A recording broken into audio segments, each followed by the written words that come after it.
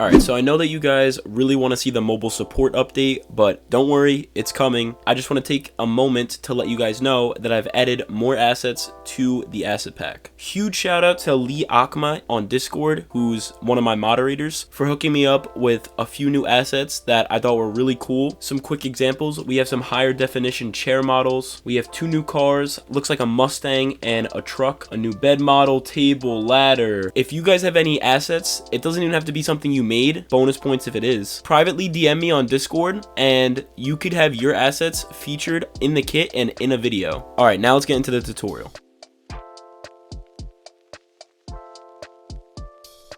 Alright, so we have the kit laid out and there's not really too many new things that I've added. Inside of Starter UI, there's a new UI called Mobile Buttons. If you open this, you'll see a handler script, a mobile crouch button, and a mobile flashlight button. Don't worry about the mobile crouch button. That'll come when I actually implement crouching into the kit, which will be very soon. But Monkey Dev, you said you would implement crouching into the kit!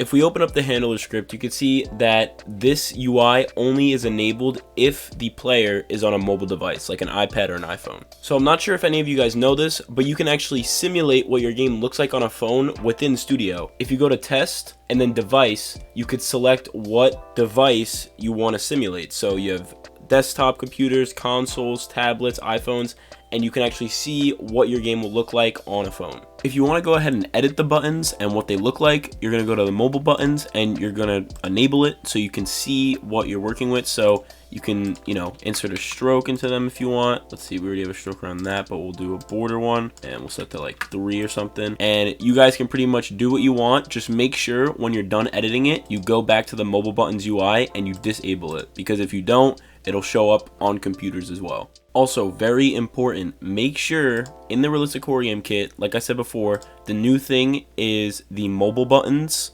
UI, but there's also an updated flashlight code, which is in starter character scripts.